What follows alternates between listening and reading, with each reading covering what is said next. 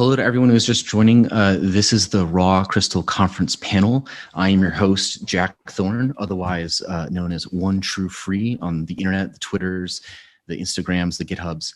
And I'm also the host of the Chicago Crystal podcast, which is on break, but we are coming back after this conference, maybe in the new year. That is my first and only plug for that. During this panel discussion. And we have some interesting sections for you. One is on the ecosystem and the community, and the other one is on kind of crystal design and running crystal in production. And since those were the two most requested breakout groups, I feel like we're kind of in line with where people's interests are. So instead of just walking down a list of names of the panelists, I figured I'd introduce them by asking them a few questions. And if they would not mind, if you could tell us your name, your job, or how people might know you in the community, and then what crystal is to you in 3 words, please no more. And if Stephen wouldn't mind kicking us off, and if people can jump in afterwards, or I can kind of walk down the list. Good day. So I'm stakach on GitHub. Epic, fast, beautiful. Yeah. Hey guys. My name is Sergey Kuznetsov, and it will be like extremely elegant and fast. Yeah, sure. So by day, I'm a Rails full stack dev, low bar to entry. Kingsley? Hi. Good to be here. So yeah, some of you may know me from my project Axentro, formerly City Chain blockchain project. So I've been working on that in my spare time, night and day. So if I look a bit tired, it's because we've just launched our mainnet, so it's live now. Purely written in Crystal, and all of the extra libraries that go with it, all written in Crystal. And some of the libraries written in Mint, which is written in Crystal. So you can count that as part of the Crystal ecosystem. Yeah, so I'm a programmer by profession, mostly Scala these days for a long time. I consider myself a veteran now. Yeah, so I'm glad to see this conference, and thanks for inviting me. Do you have 3 words for crystal? I do. So I'd say niche, effective, but a little bit unusual. I like that. That's fun. And then Jeremy, would you mind rounding us off? Yeah, sure. Jeremy, you can see me on GitHub, jwarting. Crystal is amazing. I'm really interested in origin stories, and I think the community is pretty cool, and the ecosystem is pretty interesting.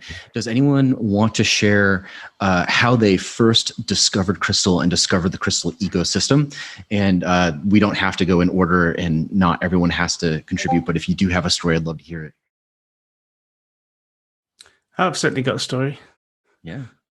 So I came from Ruby long time ago, and I was looking for more performance in one of my projects. And I happened to catch a presentation in a RubyConf about writing extensions in this D language. And I thought, wow, this looks cool. It looks much easier than C. I'll give it a go. So I started writing D. I sort of got into D. Then one of my friends said, hey, have you checked out Crystal? It's like Ruby, and that would get around all your issues with speed. And I was like, oh, no, I'll check it out. So I went to have a look at it. I think it wasn't quite ready at that time. So I thought, oh, bookmark it. And then I came back, I think it was maybe like a year or 2 later. And wow, it had totally changed. Like this ecosystem had arrived. There was libraries, like everything didn't have to be written from scratch anymore, because that was one of the main issues for me picking it up. Like I didn't want to have to rewrite all my Ruby libraries in Crystal. But yeah, so that's how I got into it, just kind of by accident, really. Someone mentioned it, otherwise I don't think I would have found it. Well, I kind of have seen this issue, or not issue, but just desire in the Crystal community since I've joined, which is to make an interface layer, or to make a kind of transpiling layer from Ruby to Crystal and Crystal to Ruby. There have been a few GIFs that I've seen, projects I've seen, attempts I've seen that have really kind of either not been completed or have been abandoned. I'm just kind of curious what your guys' thoughts are in the kind of Ruby to Crystal integration layers and where they fit in the ecosystem or the community. Do we need them, or are they not mature enough yet? I think that's very useful. That's one of the most useful things I've done, especially with the blockchain, because there's a lot of low-level C libraries that I had to wrap to make work. And I think Jeremy's right in terms of Ruby. You really have a different mindset when you start programming Crystal, because I thought that at first, it's just like Ruby, but it's actually not when you really start programming. So the next thing I'm really interested about is, like, historically, I think certain projects have been successful in Crystal, and I think that they probably, I'm not sure if the ecosystem is filling out, but I'm not sure that those are going, like, new projects will be as successful in those spaces. But what makes a successful project in Crystal? Like, what has made a successful project, or what will make a successful project if someone's looking to start something? I've got a few thoughts on that as well, actually. Oh yeah, go. Some of the things that sort of make it more difficult is if there's a lack of documentation or a lack of good documentation. So I think the more documentation you have, the more successful it is, because people will be able to get started more quickly. Secondly, as well, is reacting to changes. So when there's a new version of Crystal, if the maintainer updates the code quickly to support, I think that's a mark that it's an active project. And people like active projects. If your project's not active, there's a little bit of hesitancy to use it. It's like, well, maybe this is not supported. And then lastly is just having community around it. So answering questions, taking various feedback in issues, addressing issues. If a project does all of that, I think it would be successful regardless of the language or ecosystem. What do you think are some of the positive and negative influences that have kind of come from the Ruby ecosystem? I think the one thing for me, it's probably pretty obscure and probably no one else agrees with me, but I really don't like the hash for the comment. I really would prefer like a double slash.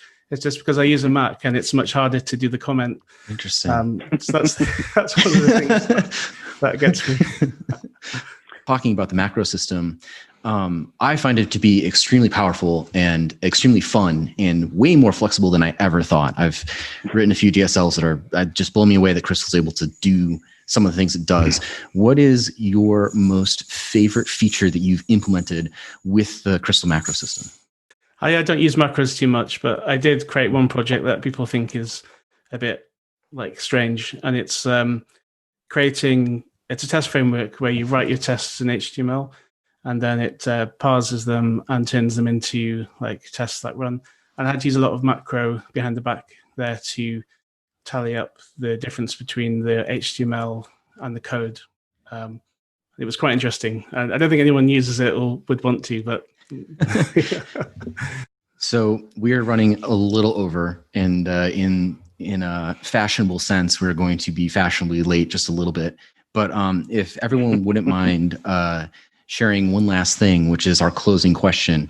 If you could have one feature request to make it into Crystal 2.0 in 2021 or 2022, whenever it gets released, what would it be, and why? Kingsley, what would you like to have in Crystal 2.0 in 2022? Great. Yeah, there's a couple of things actually. First thing is I'd really like better crypto support, like all the crypto to be unified and supported a bit better.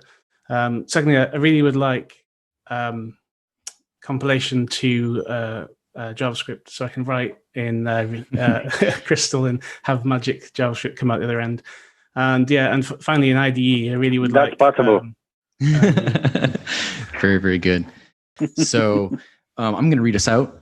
Thank you to Raw Crystal for allowing us to have this panel, and thank you to all the panelists, some of which really stepped up when some scheduling got a little bit weird, and I really do appreciate it. And thank you so much for everyone that was able to come and join the panel.